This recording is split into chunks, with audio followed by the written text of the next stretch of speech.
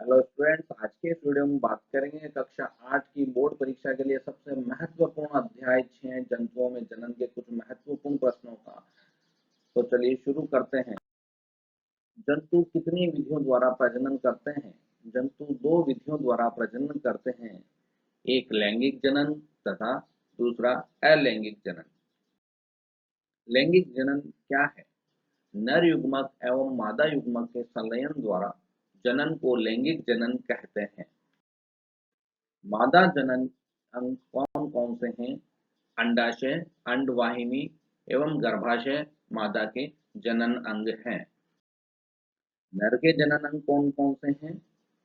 नर के जनन अंग है वृषण, शुक्राणु नली एवं शिशन। अंडाशय का क्या कार्य है? अंडाशय मादा युग्मक उत्पन्न करता है जिसे अंडाणु अथवा अंड कोशिका कहते हैं। वृषण का क्या कार्य है? वृषण नर युग्मक उत्पन्न करता है जिसे शुक्राणु कहते हैं। निषेचन क्या है? बहुत इंपॉर्टेंट क्वेश्चन परीक्षा के लिए। अंडाणु एवं शुक्राणु के संलयन को निषेचन कहते हैं।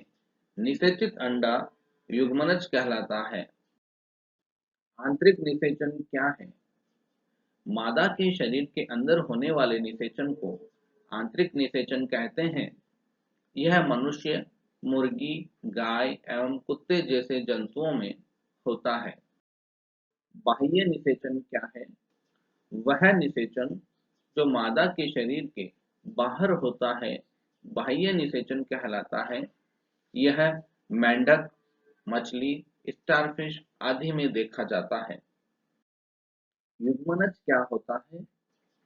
युग्मनज में अनेक विभाजन होते हैं तथा इसी के विभाजन और वृद्धि से भ्रूण बनता है। भ्रूण का विकास कहाँ होता है? भ्रूण गर्भाशय की दीवार में स्थापित होता है जहां उसकी वृद्धि एवं परिवर्धन होता है। गर्भ किसे कहते हैं? भ्रूण की वह अवस्था जिसमें उसके सभी शारीरिक भाग विकसित होकर पहचान योग्य हो जाते हैं उसे गर्भ कहते हैं। जरायुज जंतु कौन होते हैं? मनुष्य, गाय एवं कुत्ते जैसे जंतु जो शिशु को जन्म देते हैं उन्हें जरायुज जंतु कहते हैं। अंड प्रचक जंतु कौन होते हैं?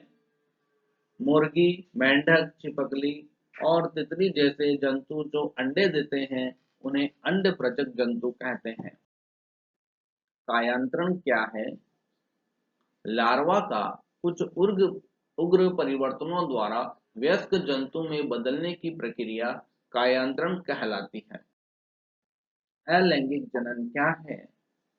जनन का वह प्रकार जिसमें केवल एक ही जीव भाग लेता है उसे अलैंगिक जनन कहते हैं। हाइड्रा में अलैंगिक जनन किस प्रकार होता है? हाइड्रा में मुकुल द्वारा नए जीव का विकास होता है। इस प्रकार के अलैंगिक जनन को मुकुलन कहते हैं। अमीबा में अलैंगिक जनन किस प्रकार होता है? अमीबा स्वयं दो भागों में विभाजित होकर संतति उत्पन्न करता है। इस प्रकार के अलैंगिक जनन को द्विखंडन कहते हैं। परीक्षा के लिए ये प्रश्न भी बहुत महत्वपूर्ण है। Thanks for watching.